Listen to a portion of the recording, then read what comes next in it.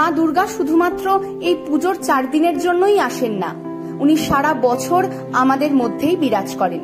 আমরা সবাই দুর্গা মায়ের আশীর্বাদ নেব এবং আরো বেশি করে মানুষকে মানুষ রূপে দেখব, তাদের সেবা করব। এটাই হোক আমাদের লক্ষ্য।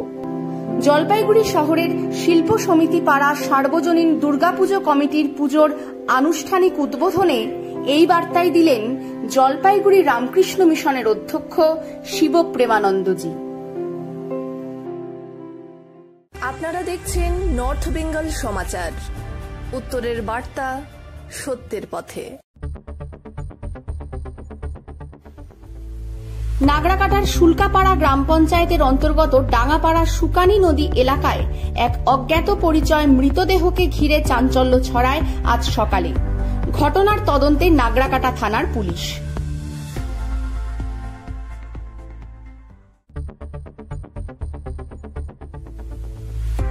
বৈকুণ্ঠপুর জঙ্গল সংলগ্ন গাজলডোবার দুধিয়া সহ পার্শ্ববর্তী গ্রামে একটি পূর্ণবয়স্ক হাতির মৃতদেহ উদ্ধার। কি কারণে এই মৃত্যু হলো তা খতিয়ে দেখছে বন দপ্তর।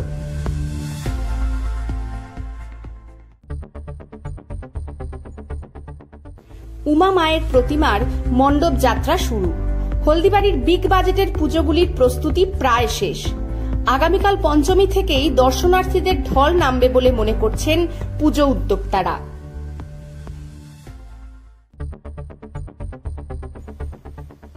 হলদিবাড়ি শহরে বসানো হচ্ছে 4টি হাই মাস্ট লাইট। উত্তরবঙ্গ উন্নয়ন দপ্তর থেকে হলদিবাড়ি শহরকে আলোকিত করতে শহরের কালীবাড়ি মোড়ে, বাঁশ কালীবাড়ি, হুজুর সাহেবের মাঠে ও হলদিবাড়ি গ্রামীণ হাসপাতালে লাগানো হচ্ছে সোলার হাই মাস্ট লাইট। চলে আসছে খেলার খবরে। 35তম ইস্ট জোন অ্যাথলেটিক চ্যাম্পিয়নশিপ 2024-এর আসর বসেছে ভুবনেশ্বরের কলিঙ্গ স্টেডিয়ামে।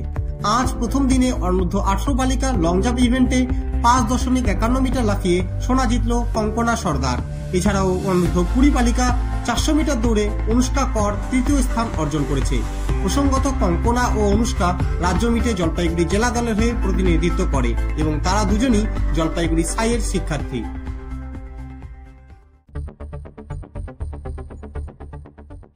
দীর্ঘ প্রায় কয়েক দশক পর জলপাইগুড়ির ক্রিকেট খেলোয়াড় এবার সুযোগ পেল সিনিয়র বেঙ্গল টিমের হয়ে রঞ্জি ট্রফি খেলার। আগামী 11 অক্টোবর থেকে উত্তরপ্রদেশে শুরু হতে চলেছে রঞ্জি ট্রফির ম্যাচ। আর সেই রঞ্জি ট্রফিতে বাংলা দলের হয়ে সুযোগ পেয়েছে জলপাইগুড়ির ছেলে ঋষভ বিবেক। আপনারা দেখছেন নর্থ বেঙ্গল সমাচার, উত্তরের বার্তা, সত্যের পথে।